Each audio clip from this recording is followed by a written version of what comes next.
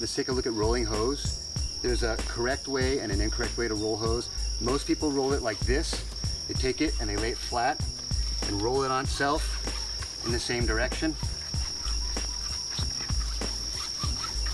What I'm doing is I'm actually twisting my hose.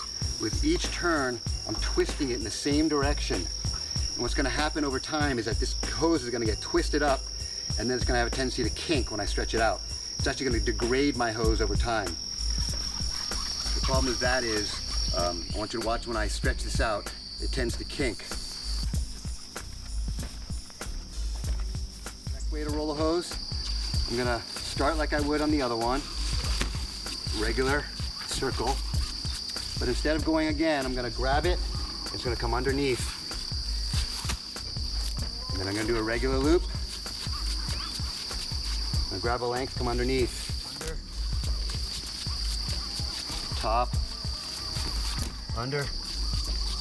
Now, when I stretch it out,